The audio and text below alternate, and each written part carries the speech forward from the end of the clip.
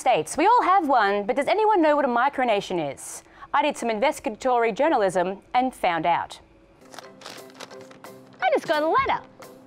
It's from Sally Salty Fingers and it says, "Dear Jacqueline, what is a micronation? Okay, thanks, bye." Well, Sally, why don't we find out? Micronations or model nations are small entities claiming to be independent nations, but aren't actually recognised by the world government. They're the Jam Bradys of sovereign states. Micronations have existed for hundreds of years, like Share, but have only been publicised on a world scale thanks to something called the intranet. Internet. Micronations can exist in various forms, like one of those creatures in those sci-fi films that Anthony's always banging on about. The Kingdom of Redonda is an uninhabited Caribbean island that's been in existence since 1865 under absolute monarchy. But there are 4 people who claim to be king. My money's on the guy holding the pineapple. There are even micronations right here in Australia. No, not one of our many detention centres. We're talking about a place called the Principality of Hutt River. It was created over an argument about wheat. A guy called Leonard Casely got upset and created his own micronation independent of Western Australia. Prince Leonard even received a letter from the Queen of England, not just some woman who created a vegetable patch country. There are some really kooky micronations too, like the Erican Empire. They worship a great penguin and have weird public holidays like Dog Biscuit Appreciation Day.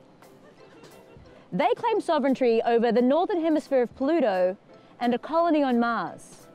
Though strangely enough, they weren't interested in claiming Uranus.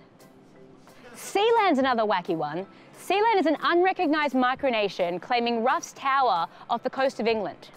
A man by the name of Paddy Bates, Bakers man, originally claimed the fort to broadcast his pirate radio station. But now they have a constitution, a national anthem, a flag, even passports. And they also kind of dabble in regal prostitution, as they sell titles for like barons and baronesses for £30 on their website. Still, I think I'd rather be a princess from the lighthouse from round the twist. Not all micronations are bizarre places run by creepers. Take Liberland, for example.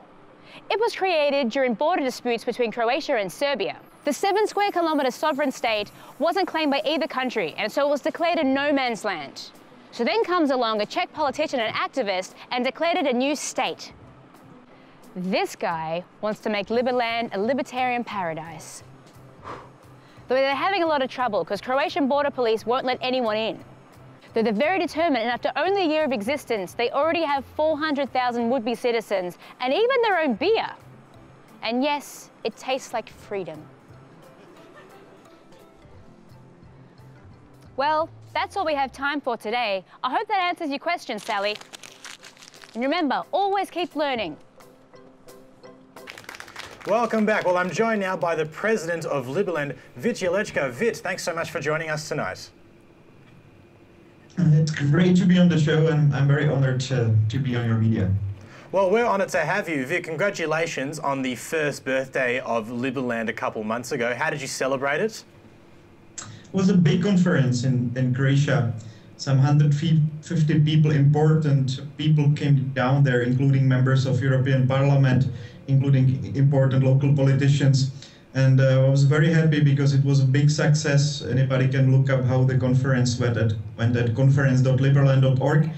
And we showed local politicians and also Croatian and Serbian politicians that we are actually serious about this, and that we want to make it happen, and it will be a very positive project for the whole region. Sounds like my 30th birthday. So you've got 400,000 people already registered to be citizens, including, you just said before, off-air, Seeks Television, 800 Australians. What's the appeal of Liberland? What can people expect? I think, the most important thing that we are separating state from the economy. We are actually introducing a concept of voluntary taxes.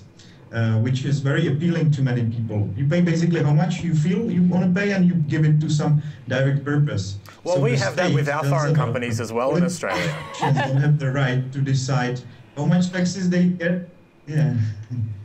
So I think that concept is very appealing, of course, and the fact that they not regulate too many stuff is also very important. So Vít, who are the people who've signed up? What sort of people are expressing interest in moving to Liberland? Well, I think it's very hard to describe it as one group. I can tell you that most of those people are freedom-loving people, you know, and so they're poor people, they're extremely rich people, they're people with no diplomatic connections, but they're also people which were very highly connected to politics worldwide. And so we have got some 700 people that earn more than $1 million a year that want to see this happen. So I think there is a great potential in building our nation, even financially. Does that mean you get to pick and choose and say, well, I'll have one of these millionaires and maybe not so many of these poor people, kind of, is that? Because if you want the... Anybody can become citizen of Liberland. They just need to help us a little bit. So if you stay in Liberland or in the area and, for example, help us with organizing some events, or you are a representative for a couple of months, you basically deserve a citizenship. But we want only serious people that show some interest and that help us for a couple of months to make this happen. Well, Vít, I want to know, how do you make a country? Like, do you just put an application to the world? How does that happen? What do you have to do?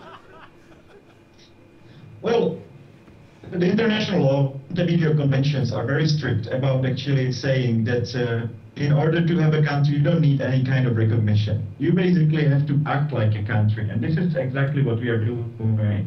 What? That's fascinating. So all you have to do is act like a country to be recognized as a country. If it sounds like a country and smells like a country, it's a country.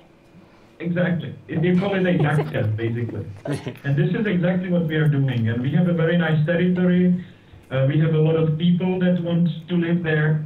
You know, so we are actually following all the Montevideo criteria for staying country, which is very important. And you have a football team, and you have your own beer. So I feel like you've probably already established the country now, haven't you?